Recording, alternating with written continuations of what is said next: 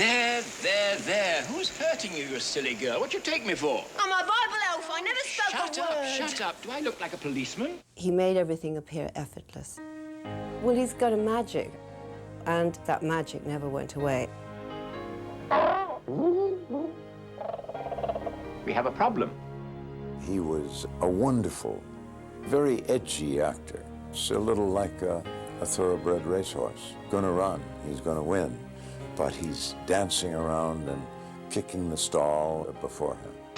He was very rebellious. He would never conform to what people expected him to do. Oh, I suppose being a woman, you can't help it.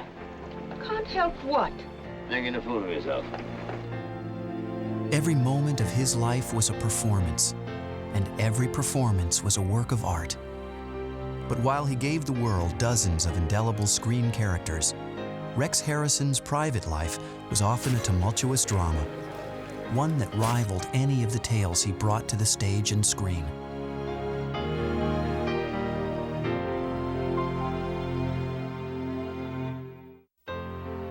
Reginald Carey Harrison was born on March 5, 1908 in Huyton, England, a small rural town just 8 miles from the bustling seaport of Liverpool.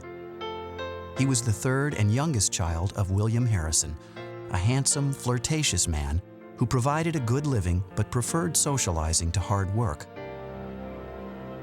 His mother, Edith, was a strong-willed, no-nonsense woman and a stabilizing force in the family. As Reginald was the only boy, he enjoyed constant attention and pampering from his mother and 2 older sisters, Sylvia and Marjorie. He was, at his own admission, a mama's boy, and he did love women. Of course, he was brought up in a predominantly female atmosphere.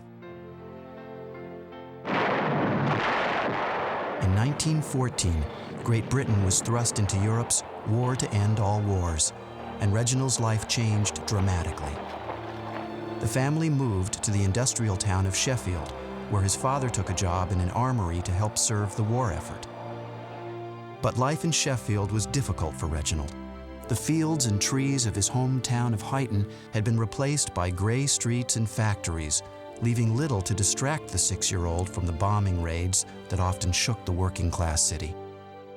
He was not a completely healthy child, given to illnesses, and sadly he developed measles, which took away most of the sight of his left eye. To take Reginald's mind off his troubles, William and Edith took him to the theater, where a whole new world opened up for the frail boy. When they brought him home, he stood in the living room and bowed over and over again. That's the part he liked. And he decided to be an actor. I guess he liked the applause. Always a precocious child, by the age of 10, Reginald abandoned his given name in favor of something more befitting an aspiring actor. He decided that Rex, with its Latin connotations of being the king, of being the monarch of all he surveyed, was a much more appropriate stage name than Reginald. And of course, you got it in bigger letters on the billing. After World War I ended on November 11, 1918, the Harrisons left Sheffield and relocated to Sefton Park, just outside Liverpool. Rex was enrolled at Liverpool College, where he immediately joined the school's Junior Dramatic Society. In 1922, when the 14-year-old won his first role in a school production of A Midsummer Night's Dream, he realized there was more to acting than applause and became determined to master his craft. In 1925, upon completing his formal education, Rex was accepted at the Liverpool Repertory Company as an actor in residence. Under the tutelage of theater director William Armstrong, the 17-year-old student did odd jobs and watched rehearsals before taking to the stage in his first professional production, 30 Minutes in a Street. Though he had little money in his pocket, the handsome young actor was gaining a reputation for being quite a ladies' man, and by the age of 19, his fast-paced lifestyle and exploits with women earned him the nickname Sexy Rexy. Rex was what you could call a young man about town from an early age. In fact, he liked the company of rather fast women. So there was a sense of raciness in his character, of the good life, the good times, and the expensive times, so long as someone else was paying for it. In 1927, after just 2 seasons with the company, Rex was ready to tackle London. Though hardly a stage veteran, the determined actor got his big break in a 12-week tour of Charlie's Aunt, where he received excellent reviews for his comedic performance. Setting his sights on London's prestigious West End, the ambitious actor landed small roles in Richard III and Getting George Married. But when his third West End production, The Ninth Man, was lambasted by critics, Rex was back on the road with the Cardiff Repertory Company. For the next 6 years, he lived the life of an itinerant stage actor, touring with various companies all over England and appearing in a different town every week. Rex modeled his own manner very much on the kind of character he had to play in what you would call the society comedies of the time, where Rex would be the young rake, the young gentleman about town, the young aristocrat. But in 1933, while at a party in London, Rex met a young honey-blonde model who took his breath away. Her name was Noelle Marjorie Colette Thomas, but everyone knew her as Colette. Colette was a beautiful English country girl and vivacious, and enchanted Rex. And it was quite obvious that he was smitten with her and she with him, and it was an obvious partnership. She was a very well-connected girl. And I think that was part of the attraction, because Rex had a streak of snobbishness in him. He liked to feel well-connected. After a whirlwind romance, and in spite of their parents' objections, the two were married in January of 1934. Colette's father didn't like the idea at all. He saw through this rather impoverished young actor who came down and seduced his daughter. But Rex was well matched by Colette, because in his women, he liked that sense of sporty combativeness. The newlyweds took a small flat in London, where Rex was determined once again to break into the city's famed West End theaters.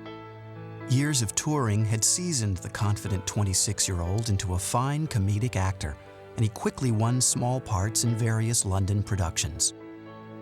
His good looks and growing reputation also earned him cameo roles in a series of low-budget films, including The Great Game, School for Scandal, and Leave It to Blanche. But pay for the stage and film work was meager, and trouble with finances often caused heated arguments between Colette and Rex. Though the couple celebrated the arrival of a son, Noel, on January 29, 1935, their marriage was stormy at best. They used to fight a lot. I think that their relationship was a wonderful love affair that degenerated into a bad marriage, which happens. But despite the turmoil at home, by 1936, things were looking up professionally for the hard-working actor. At the age of 28, Rex won a leading role in Terence Rattigan's French Without Tears, and the play became the most successful comedy in West End history. British film producers, eager to capitalize on Rex's exploding popularity, cast the stage sensation in the witty social comedy Storm in a Teacup, opposite a promising newcomer named Vivien Leigh. What sort of man are you, anyhow? Well, did you ever know a decent sort of chap who could tell you straight off what sort of decent chap he was? I never knew a man do the mischief you've done for no reason at all. Well, look here. If you really want to know, I'll tell you something I never told... No, I won't. Goodbye. Impressed by his polished performance in Storm in a Teacup, director King Vidor offered Rex a supporting role in the taut social drama The Citadel, co-starring Rosalind Russell and Robert Donat. After 10 long years of struggle, Rex Harrison had become one of Britain's most popular actors. Now cocky and confident, he was ready to take Hollywood by storm. But unfortunately, another storm was coming, one which would threaten both his career and his country.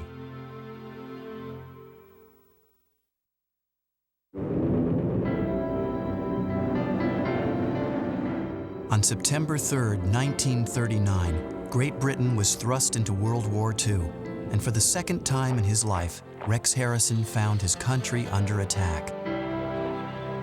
With a noble sense of patriotism, Rex turned down MGM Studios' film contract, choosing instead to stay in England and serve his country.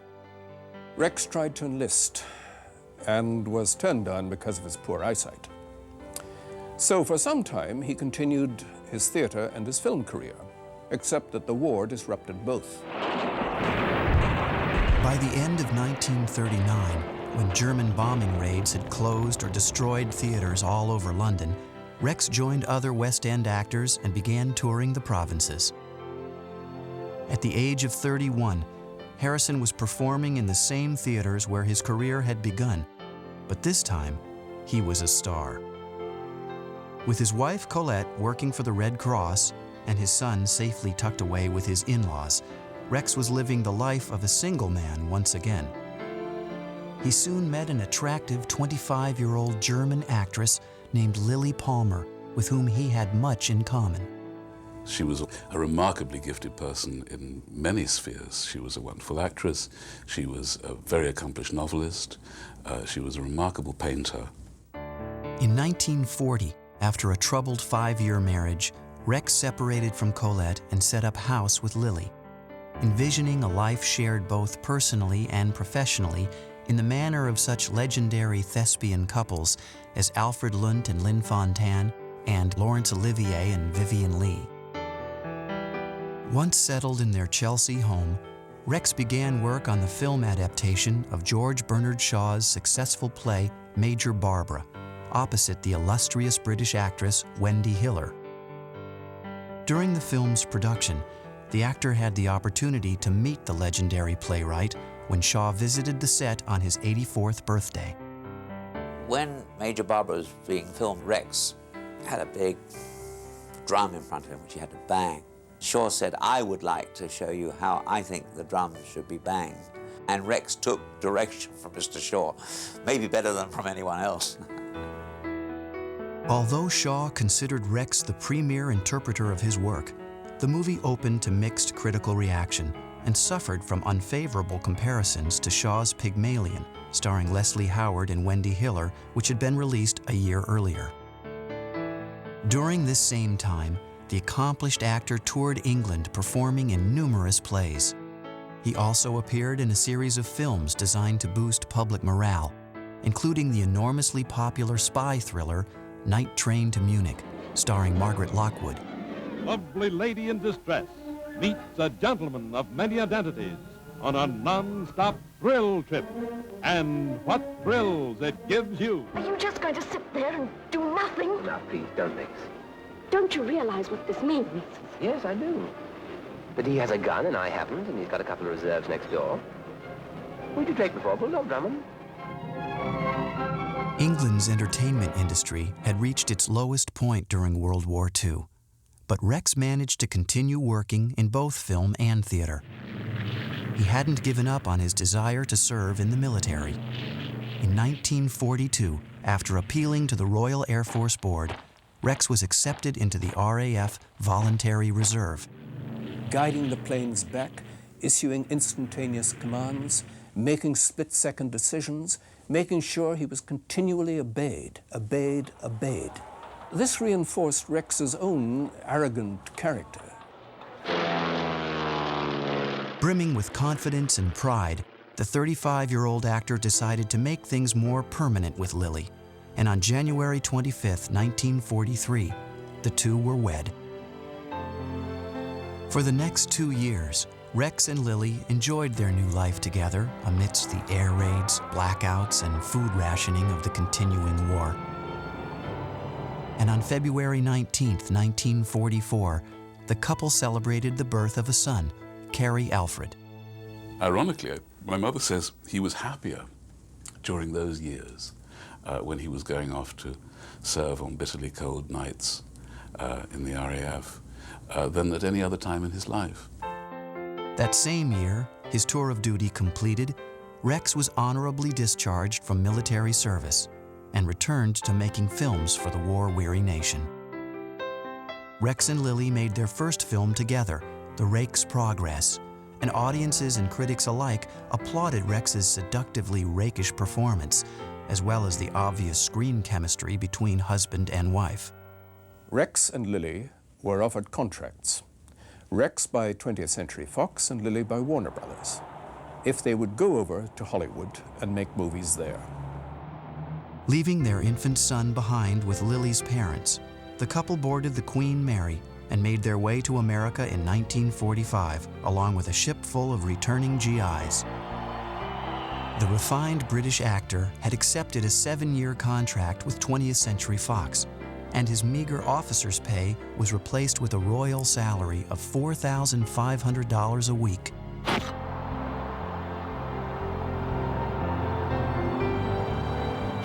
The Hollywood newcomers rented a suite at the luxurious Beverly Hills Hotel, and Rex reported to the Fox lot for the lead role in Anna and the King of Siam, co-starring Irene Dunne. To familiarize U.S. audiences with British stars, executives like Darryl Zanuck, production chief of 20th Century Fox, are signing up such actors as Rex Harrison, slated for Anna and the King of Siam. The film was based on Margaret Landon's book about the real-life relationship between the 19th century Siamese king, Mongkut, and an English governess, Anna Leonowens. Fearful of embarrassing himself in the challenging role, Rex hired an acting coach, and together they developed the mannerisms and high-pitched accent that brought the self-important potentate to life. Why shall you contradict me? I'm only trying to help you. Is it help to say I am wrong? How can king be wrong and woman be right? I ask you that how? I'm afraid, Your Majesty, that it has happened sometimes. It is clear you are not scientific. Why are you here? Because you told me you intended opening my school today. My astrologers are fools. How can this be a good day for schools? You may go. Rex was always difficult to work with because Rex had a very clear idea of how the character should be played. He was not a man who took direction easily. On the other hand, Rex's instinct was frequently right. Anna and the King of Siam was a huge hit and firmly established Rex Harrison as a bona fide movie star. A major event in the world of motion pictures, the premiere of Anna and the King of Siam. On the left, Rex Harrison with Mrs. Harrison. He's the star, along with Irene Dunne, in Anna and the King of Siam. Riding high on success, Rex found an unusual and intriguing script about the romantic notion that love transcends death. The Ghost and Mrs. Muir, in which he starred opposite Gene Tierney, cast Rex as the spirit of an arrogant sea captain who falls in love with a woman he can never touch. How dare you say that? Because it's true. You were fond of him, perhaps, but you didn't love him. I suppose you're jealous because no one put on mourning for you. That shows how little you know about it. Some poor, misguided female, no doubt. 3 poor, misguided females, to be exact. While Rex got along famously with his talented co-star, once again, he clashed with the director over artistic concepts, cementing his reputation as a troublesome actor to work with. The Ghost and Mrs. Muir was a box office hit, but the headstrong actor was receiving more attention for his off-screen behavior than his on-screen accomplishments. What he didn't reckon on was that Hollywood was a very hard-working place. It was a place where you had to go to bed early and get up even earlier and do a good day's work and be very careful of the way you behaved in public, lest Hedda Hopper or Luella Parsons should spot your sins and report them in her column. But Rex Harrison was not one to alter his behavior for the sake of convention. He began a very public affair with 28-year-old actress Carol Landis, who offered Rex the kind of danger and excitement that was missing in his 5-year marriage to Lily. Landis herself was no stranger to bad publicity. She had already married 4 times and was notorious for her numerous affairs and suicide attempts. While gossip swirled around the flamboyant couple, Rex's growing popularity remained undiminished, and in 1948, he joined forces with famed comedy director Preston Sturges to star in the wicked comedy Unfaithfully Yours, opposite Linda Darnell. But throughout the film's production, reports of the Harrison-Landis affair were making headlines, and Rex soon grew tired of both the publicity and Carol. Carol Landis had imagined that Rex would divorce Lily Palmer and marry her. But Rex was a selfish man, and Rex certainly was not going to invite the disturbance to his home, to his marriage, perhaps to his financial arrangements by divorcing Lily. Harrison called the relationship quits, but for Landis, the affair had become a more serious matter. Overcome by grief, on July 4th, 1948, the fragile actress took her own life rather than lose the man she loved. She took an overdose. The result really was both a tragedy and a scandal that did Rex no good at all in Hollywood. Heartbroken and guilt-stricken by his lover's death, Rex found himself under attack by an angry press who were quick to point the finger at the 40-year-old actor. To make matters worse, the ill-timed Unfaithfully Yours was finally released. In it, Rex devilishly and brilliantly played the lead role of a symphony conductor who suspects his wife of infidelity and imagines different courses of action he could take. What's the matter with you? You're not laughing quite so hard now. What are you going to do with that? Have you ever heard of Russian roulette? Why, certainly. I used to play it all the time with my father. I doubt that you played Russian roulette all the time with your father. Oh, I most certainly did. You play it with 2 packs of cards, and That is Russian bank. Russian roulette's a very different amusement, which I can only wish your father had played continuously before he had you. But after the Carol Landis scandal, audiences assumed Rex's dastardly on-screen persona mirrored his off-screen antics, and the film suffered as a result. People have drawn all kinds of obnoxious conclusions about it, but it was an incredible tragedy. I mean, I don't know how he went on with his life after that. Although the affair had put a chill in their marriage, Lily remained at her husband's side. Due to the scandal, Fox dropped his contract, and after only 3 years in Hollywood, Rex Harrison had suddenly gone from charming rogue to social pariah. His career and reputation in ruins, Rex Harrison escaped to the safety of the stage. But his darkest hour would soon become his moment of triumph. In the summer of 1948, Rex Harrison and his family left Hollywood and retreated to New York City. It had been more than a decade since the actor tread the boards of Broadway, and he was eager to return to his first love. Rex really found it very convenient to leave Hollywood and go off to New York to appear in Maxwell Anderson's Anne of the Thousand Days, where, amusingly enough, he played Henry VIII, the man who had 6 wives. Yes, 5 minutes, please. Thank you. Though off to a rough start during out-of-town tryouts, once in New York, Anne of the Thousand Days ran for a spectacular 288 performances. Yes, Henry? Do I come too soon? Will it tire you to speak? No, Henry. I'm glad to see you. I just want to look at you two. My queen and my prince.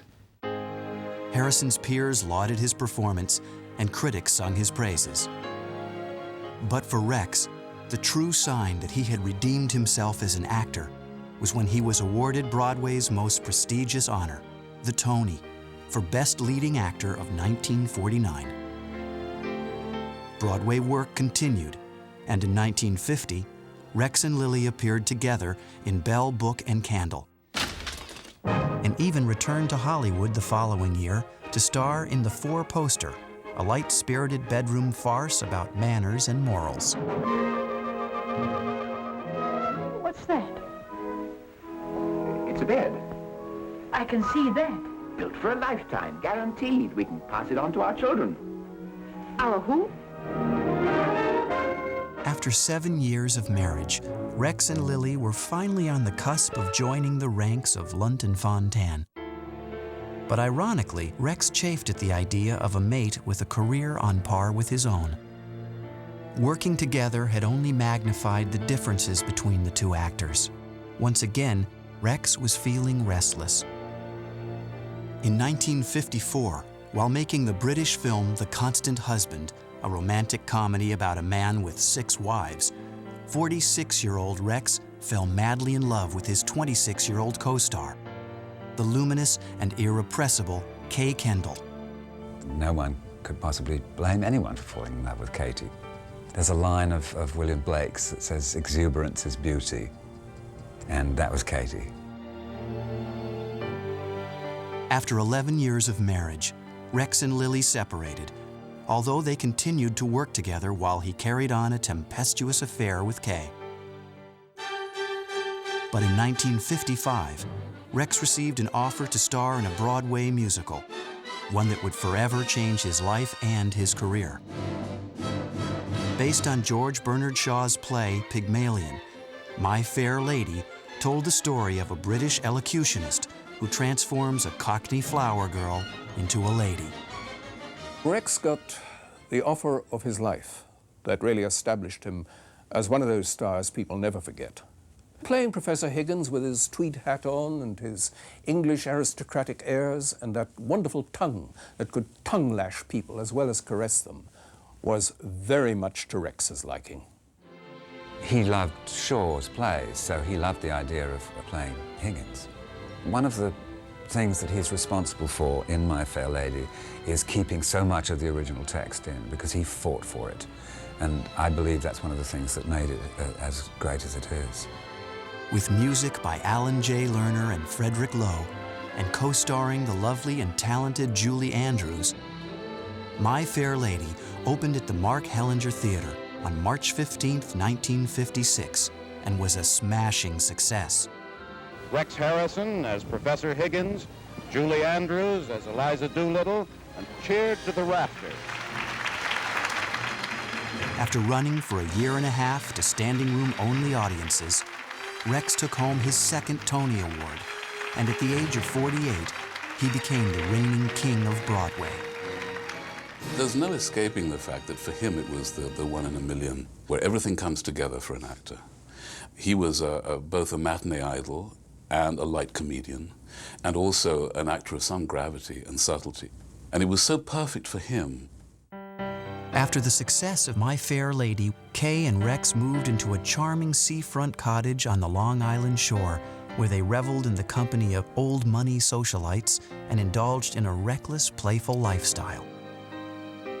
But after only 6 months of unwedded bliss, the actor's life was turned upside down when he received shocking news. One day, Kay's doctor sent for Rex and said, "Your good friend Kay Kendall is suffering from leukemia. I've not told her that." When Rex confronted his wife, Lily, with the details of Kay's illness, he received a startling response. Lily said to Rex, "The only thing to do is this. You and I get a divorce. You marry Kay, live with her as long as Kay lives, and after that I'll remarry you." On June 23, 1957, at the age of 49, Rex Harrison wed for the 3rd time, knowing even as the vows were being read, that the marriage would never last. Rex devoted every possible moment to his new bride, and even worked with her in The Reluctant Debutante, a charming comedy starring Sandra Dee and John Saxon. Rex Harrison, the inimitable star of My Fair Lady, Kay Kendall, the fabulous comedian of Les Girls. Jimmy? Jimmy, are you all right? Yes. No! For 2 years, Rex and Kay were inseparable. But on September 6, 1959, Kay Kendall passed away at the age of 32. Nothing in his life had prepared Rex for the devastation he felt after Kay's death, and he sought solace in the arms of his ex-wife, Lily Palmer. My mother, was appalled by what she experienced as having her husband stolen from her by Kay Kendall, and I don't think that, she may have forgiven him, but there was no possibility of closeness. Tormented by his emotions and now suffering the loss of both women, the 50-year-old actor was once again the focus of unwanted media attention. And he was beginning to question whether his professional accomplishments would ever outshine his turbulent personal life.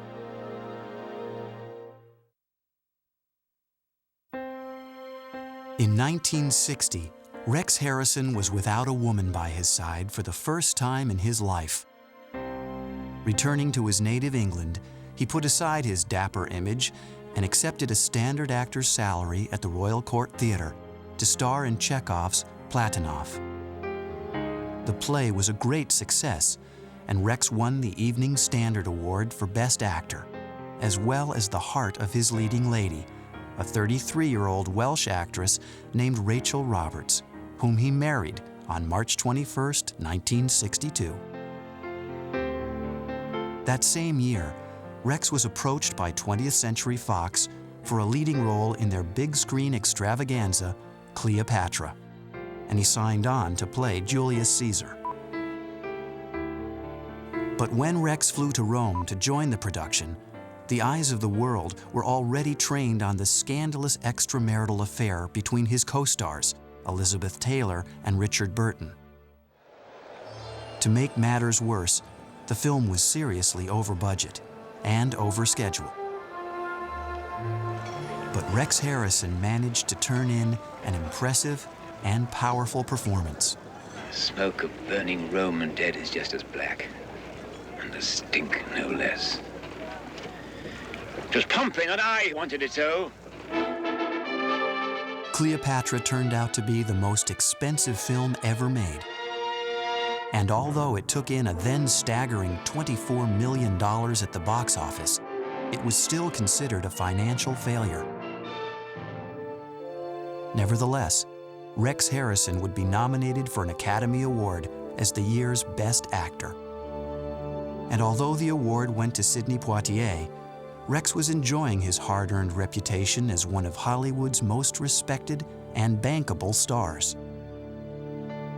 He was also negotiating to reprise his trademark role as Professor Henry Higgins in Warner Brothers' lavish film adaptation of My Fair Lady. It was on the terrace of his house in Portofino that Rex got the very good news about the film version of My Fair Lady. And Rex threw his arms out like that and said, "By George, I've got it." She's so deliciously low, so horribly dirty. I ain't dirty. I washed my face and hands before I come, I did. I'll take it. I'll make a duchess of this draggle-tailed gutter snipe. Ow! We'll start today. Although fans of the Broadway hit were disappointed when the part of Eliza Doolittle was not offered to Broadway's Julie Andrews, the on-screen chemistry between Harrison and co-star Audrey Hepburn offered plenty in the way of compensation. He is so good that it doesn't matter whether he plays it on stage or screen. It's Rex Harrison who colors that film, who gives it its note of temperamental despotism that is so brilliant, particularly when it's set to music and words by Lerner and Lowe. Why can't a woman be more like a man? Men are so decent, such regular chaps, ready to help you through any mishaps, ready to buck you up whenever you are glum. Why can't a woman be a chum? After premiering in October of 1964, My Fair Lady was cheered by audiences and critics alike. And for the second time in 2 years, Rex Harrison was nominated by the Motion Picture Academy for his definitive performance.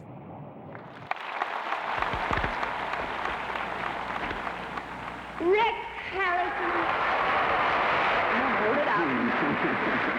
Well, this is a very exciting evening for me, and I feel in a way that I should split it in half. Winning the Oscar for My Fair Lady was a big triumph for him, and it goes back to the Carol Landis period because, you know, the gossip ladies sort of blackballed him and told him he would never work in the town again. But on the heels of his great professional success, Rex's personal life was once again in crisis. Since arriving in Hollywood, Rachel Roberts had given up a promising acting career to be Mrs. Rex Harrison. But while her husband was preoccupied with his work, the frustrated actress turned to alcohol for comfort and support. She was a secret drinker, and gradually became a public drinker, and then into an alcoholic. She was a manic depressive. Oh, she was in a very bad way, Rachel Roberts. Seeking refuge from his troublesome home life, Rex plunged into his next film, The Agony and the Ecstasy, co-starring Charlton Heston. The story told of the conflict between Michelangelo and the Pope who commissioned him to paint the Sistine Chapel.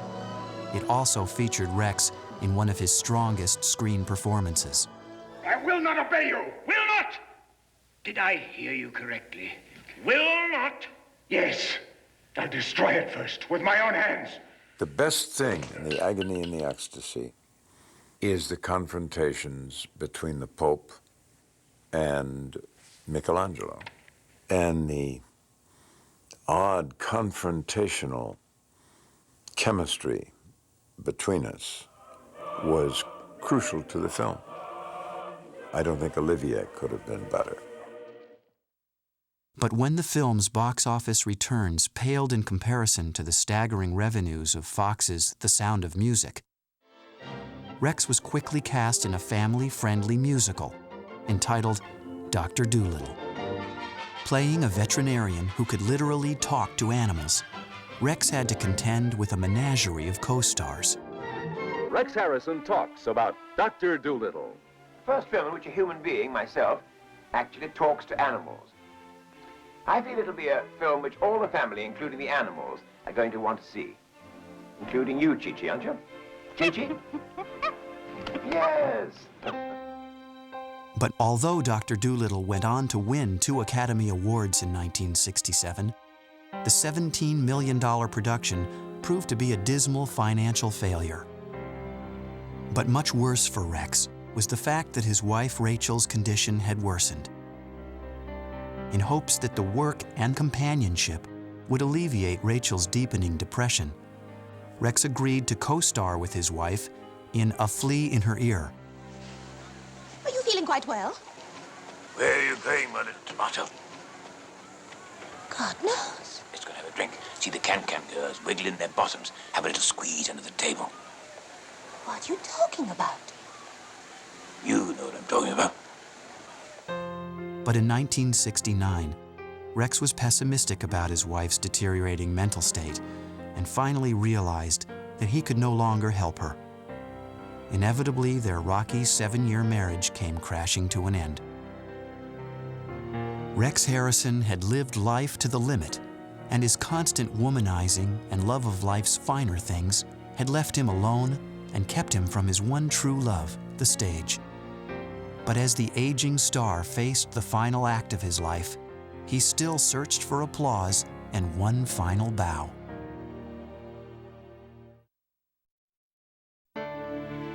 By 1970, the emotional strain of his divorce from Rachel had taken its toll, and Rex Harrison turned to family friend Elizabeth Harris for solace. After his divorce from Rachel Roberts, Rex again was the lonely man, very much dependent upon the comfort of women, but he found that the temperament of Elizabeth Harris was very sympathetic to him. A highly educated, intelligent woman who liked fun in life. The friendship quickly developed into a romance, and in 1971, the actor went to the altar for the 5th time with a 35-year-old divorcee. But Rex soon discovered that life with a woman whose world revolved around her 3 small children was not a life for which he was well suited. Rex was demanding and hadn't been used to being in a family situation. His was very much a couple scene as opposed to a family scene. Good, he really tried, but I didn't feel that he tried enough. In 1974, Rex busied himself with a new pursuit and penned a witty, revealing autobiography which was well received by fans and critics alike. But this distraction did little to help his ailing marriage, and once again, Harrison found himself in the dubious position of leaving another woman he loved. Over the next 2 years, Rex performed in 6 plays, including a one-man show the performer created based on George Bernard Shaw's theater critiques. And in 1977, while attending a New Year's Eve party in Monte Carlo, Rex met a sophisticated beauty named Mercia Tinker. The following year, Rex asked her to become his bride and was inspired to publish a book of love poems entitled If Love Be Love. Now 70, Rex's age and failing eyesight was threatening his ability to work, but nothing could keep the irascible actor off the stage. He'd told Mercer, if the doctors say there's anything serious with me, I don't want to hear about it. I don't want to know about it. I'm doing a play. Rex worked non-stop over the next 5 years, appearing in such productions as The Kingfisher, co-starring Claudette Colbert, the 25th anniversary revival of My Fair Lady, and Shaw's Heartbreak House. The tireless thespian had become one of the most respected actors in the world. But his greatest honor was achieved at the age of 82, when he was invited to kneel before the Queen for a knighthood. You couldn't possibly get a knighthood if you'd been married more than once or lived abroad. So there was a major breaking of the rules, and I'm sure he appreciated that, even though it did come extremely late. For Rex, who had proudly lived the life of an English gentleman, it was a moving experience and the honor of a lifetime. Do you enjoy it as much as you did 50 years ago? Yes, I love it. It's my life, really. On November 20th, 1989, Sir Rex Harrison opened on Broadway in The Circle, co-starring Stuart Granger and Glynis Johns. He could hardly see, and he had obviously paced out the stage, and he gave this performance, and you wouldn't know there was anything wrong. And the sheer terror it must have been getting up on stage when you couldn't see. But only 6 months into the play's run, Rex's declining health forced him to leave the production. When doctors diagnosed the actor with pancreatic cancer, the family agreed to keep the news from him until the very end. On June 2nd, 1990, Sir Rex Harrison died at the age of 82, with his 6th wife by his side. And at the actor's request, his ashes were spread along the Mediterranean coast. Damn, damn, damn, damn! I've grown accustomed to her face. For more than 60 years, Rex Harrison ruled the stage and screen, appearing in over 100 films and plays, and in the process, earning 2 Tonys, an Oscar, and a knighthood. Rex was, in fact, a kind of a thorny guy. There you are. But he was so good, it was worth the trouble it took. In many ways, he did live for those moments when he could show himself through a part, and he always seems to me to be even more vividly alive in those moments than I knew him to be off stage. If there's a legacy that he left me in terms of being a man, it was to not stand on ceremony and to not be unnecessarily reverent and to not take things too seriously. He never stopped. He never was satisfied. He always would strive for more and more and more. I've grown accustomed to the trace of something in the air, accustomed to her face.